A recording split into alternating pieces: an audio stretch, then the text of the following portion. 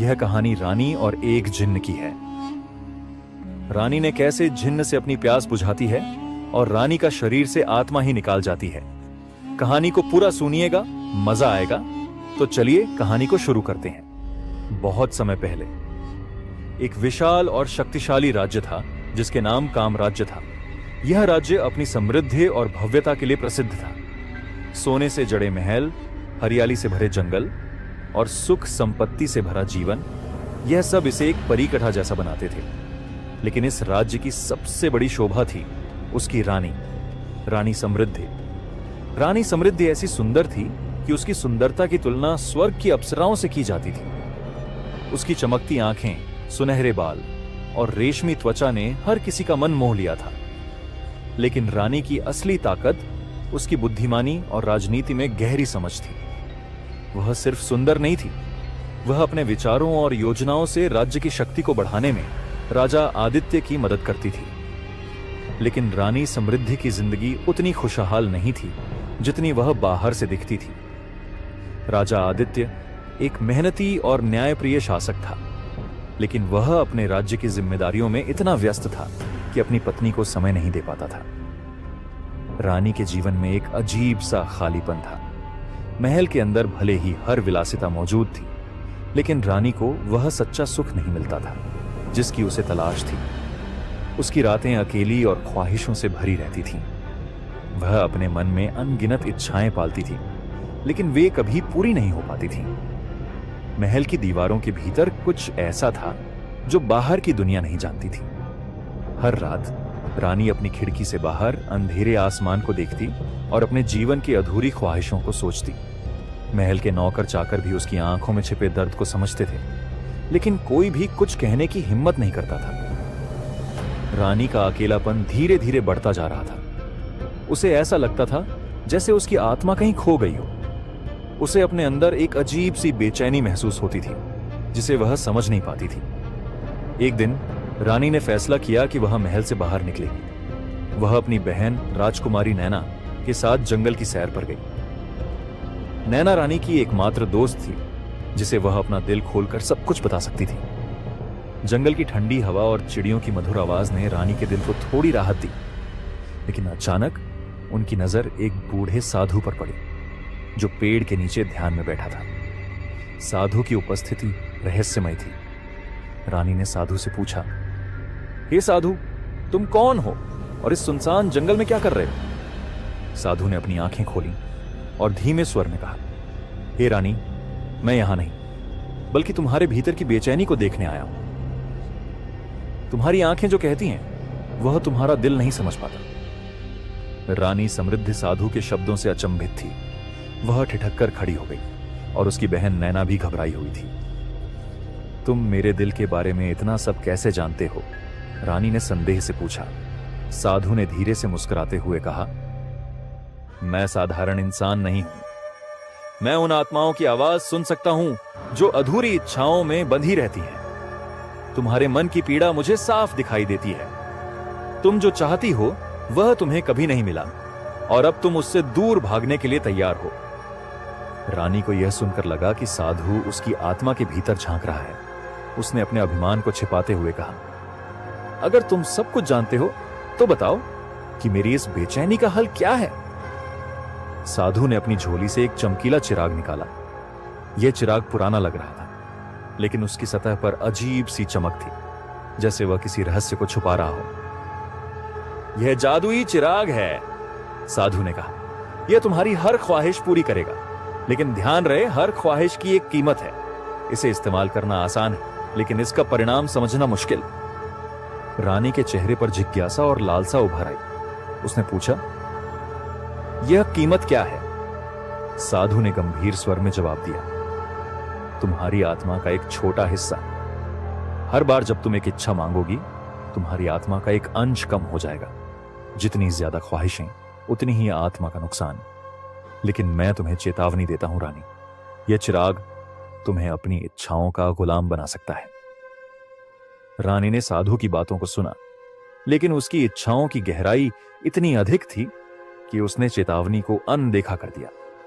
उसने चिराग लिया और कहा, मैं तैयार हूं। साधु ने गहरी सांस ली और कहा, अब यह तुम्हारे ऊपर है। यह चिराग तुम्हें सुख दे सकता है या विनाश। मैं अपना कर्तव्य पूरा कर चुका हूं। रानी समृद्धि महल लौटा। उसने चिराग को अपने कक्ष में रख दिया और रात तक उसे देखती रही। उसकी बहन नैना ने चेतावनी दी, बहन, यह चिराग खतरनाक लग रहा है, तुम्हें इसे इस्तेमाल नहीं करना चाहिए। लेकिन रानी ने उसकी बातों को नजरअंदाज कर दिया। जब पूरी रात हो गई और महल सो गया, रानी ने चिराग को उठाया और उसे हल्के हाथों से रगड़ा। अचानक एक गहरे धुएं का गुब्बार उठा और कमरे में अंधेरा छा गया। धुएं के बीच से एक विशाल जिन्न प्रकट हुआ। उसका शरीर विशाल था और उसकी आवाज गूंजती हुई थी। हे रानी समृद्धि, मैं तुम्हारा सेवक हूं, जिन्न ने कहा। मैं तुम्हारी हर ख्वाहिश पूरी करूंगा, बस मुझे आज्ञा दो। रानी कुछ देर के लिए डर गई, लेकिन फिर उसने खुद को संभाला। उसकी आंखों में एक चमक आ गई। उसने कहा, मुझे खुशियों का एहसास दिलाओ, मुझे वह सब दो जो मैं चाहती हूं। जिन्न ने अपनी शक्तियों का प्रयोग किया। अचानक रानी के कमरे में सुनहरी रोशनी फैल गई। उसने महसूस किया कि उसके भीतर की अधूरी ख्वाहिशें पूरी हो रही हैं। वह एक गहरी तृप्ति में खो गई। लेकिन अगली सुबह जब रानी जागी तो उसे अपने अंदर एक अजीब सी हल्कापन महसूस हुआ। उसकी आत्मा का एक हिस्सा मानो गायब हो गया हो। उसने इसे नजरअंदाज किया और फिर से चिराग को रगड़ा। रानी ने बार बार चिराग का इस्तेमाल करना शुरू कर दिया। उसने जिन्न से धन दौलत, विलासिता और सच्चे सुख मांगे। महल का हर कोना अब सोने और कीमती रत्नों से भर गया था। राजा आदित्य भी इस बदलाव को नोटिस करने लगा, लेकिन रानी की इच्छाओं के पीछे के रहस्य को समझ नहीं पाया। महल में एक रहस्यमय माहौल बनने लगा। नौकर चाकरों को अजीब आवाजें सुनाई देती। रात को महल के गलियारों में परछाइयां चलती। रानी की इच्छाओं के कारण महल का वातावरण बदलने लगा था। हर ख्वाहिश के साथ रानी के अंदर का खालीपन बढ़ता गया। उसकी आत्मा धीरे धीरे खो रही थी। जिन्न हर बार चेतावनी देता, लेकिन रानी उसकी बातों को अनसुना कर देती। महल में अब सब कुछ बदल चुका था। हर कोने में ऐसी विलासिता थी जो किसी सपने से कम नहीं लगती थी। दीवारों पर सोने की नक्काशी, झूमर से गिरती हीरे की चमक और हर कमरे में असाधारण सुख साधन। महल अब एक जादुई दुनिया जैसा बन गया था। लेकिन इस चमक दमक के बीच डर भी फैलने लगा था। नौकर चाकरों ने कहना शुरू कर दिया था कि महल में अजीब घटनाएं हो रही हैं। रात के समय उन्हें ऐसा लगता जैसे कोई परछाई उनके पीछे चल रही हो।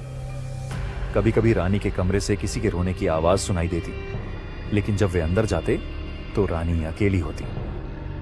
राजा आदित्य ने भी रानी में बदलाव महसूस किया। उसकी आंखों की चमक गायब हो गई थी। वह ज्यादा समय अपने कमरे में बिताने लगी थी और बहुत कम लोगों से मिलती। एक रात रानी ने फिर से चिराग को रगड़ा। धुएं के बीच जिन्न प्रकट हुआ। मालकिन, जिन्न ने गंभीर स्वर में कहा, आपकी आत्मा का बड़ा हिस्सा पहले ही खत्म हो चुका है। हर इच्छा आपको अंदर से खाली कर रही है। मैं आपको चेतावनी दे चुका हूं, लेकिन आप रुकने का नाम नहीं लेती। रानी ने उसे घूरते हुए कहा, मुझे तुम्हारी चेतावनी की परवाह नहीं। मुझे मेरी इच्छाएं पूरी करनी है। मुझे खुशी चाहिए। इस बार रानी ने जिन्न से मांग की, मुझे वह खूबसूरती दो जो समय के साथ कभी न मिटे। मैं हमेशा जवान और सुंदर रहना चाहती हूं। जिन्न ने एक गहरी सांस ली और कहा, तुम्हारी ख्वाहिश पूरी होगी, लेकिन इसकी कीमत बहुत भारी होगी। जिन्न ने अपनी शक्तियों का इस्तेमाल किया।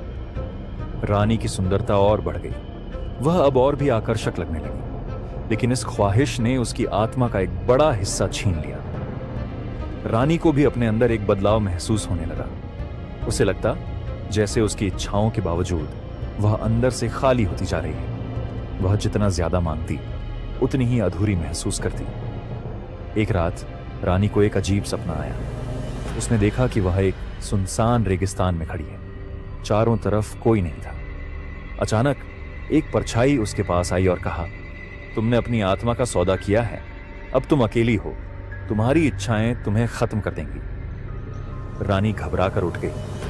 उसे पसीना आ रहा था, लेकिन उसने इसे केवल एक सपना समझा।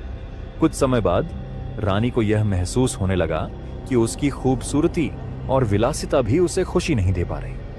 उसे डर था कि समय के साथ उसकी खूबसूरती मिट जाएगी और वह अकेली रह जाएगी। उसने जिन्न को फिर से बुलाया। मुझे अमृतत्व चाहिए, उसने कहा। मैं हमेशा के लिए जवान और अमर रहना चाहती हूं। मैं कभी ना मरूं और हमेशा दुनिया पर राज करूं। जिन्न ने एक पल के लिए चुप्पी साध ली। फिर उसने कहा, यह आखिरी ख्वाहिश आपकी आत्मा का बचा हुआ हिस्सा भी खत्म कर देगी। आप अमर तो होंगी, लेकिन आत्मा के बिना आप सिर्फ एक खाली शरीर बन जाएंगी। क्या आप इसके लिए तैयार हैं? रानी ने सोचा भी नहीं। उसकी लालसा इतनी गहरी थी कि उसने बिना किसी झिझक के कहा, मैं तैयार हूं। जिन्न ने अपनी शक्तियों का इस्तेमाल किया। कमरे में एक गहरा अंधेरा छा गया। रानी को लगा जैसे उसके अंदर से कुछ निकल रहा है। जब अंधेरा छटा तो रानी को महसूस हुआ कि वह अब अमर है। उसकी खूबसूरती और शक्ति अब हमेशा के लिए थी। लेकिन जल्द ही रानी को एहसास हुआ कि जिन्न ने जो कहा था वह सच था।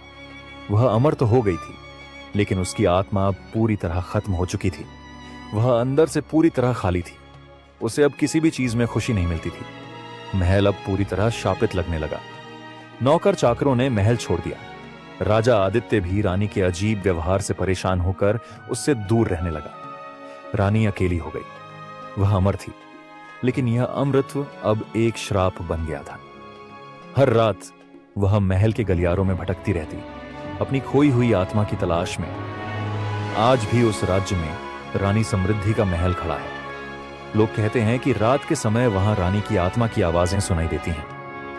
वह हर आने वाले को चेतावनी देती है, इच्छाओं पर काबू रखना सीखो। अगर तुम अपनी लालसाओं को नियंत्रित नहीं करोगे तो वे तुम्हें खत्म कर देंगी, जैसे उन्होंने मुझे खत्म कर दिया।